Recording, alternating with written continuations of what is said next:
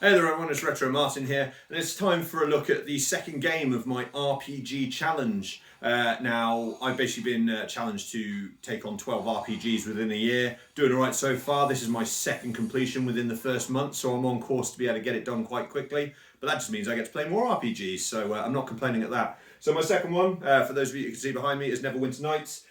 This is a bit I've already done where I am basically attacking the final boss. You can see me all bark skinned up fighting Morag.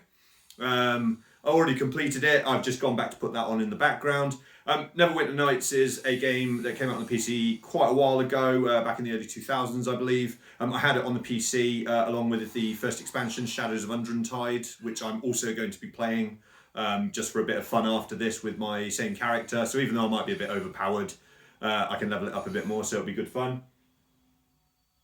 I've really enjoyed going through it again. I'm playing it on the Switch this time just for ease of access. And it is such a good game. It's basically set in the Forgotten Realms, like things like Baldur's Gate and Icewind Dale, I believe. And it's very much a Dungeons and Dragons RPG. It follows the third or fourth edition rules. I'm not really sure which one. I decided to go through it using a druid to start off with the thought process that I would then prestige class up into a shifter, basically a shapeshifter, which I've got courtesy of the Hordes of the Underdark expansion, just for a little bit of difference. As you can see, I've just destroyed the final boss, so therefore I have just completed the game a second time. Doesn't count, I'm sure. But effectively, really long chapters with loads of side quests.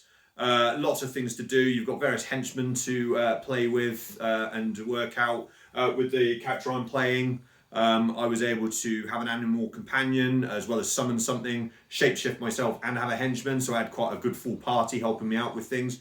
Some of it was really difficult, like you weren't able to grind so much because the game wasn't set up like that. I think the idea was you can go away and you can redo chapters again and again and again if needs be. To get more XP, which is probably what I'll end up doing. I might play some of the additional modules that are included.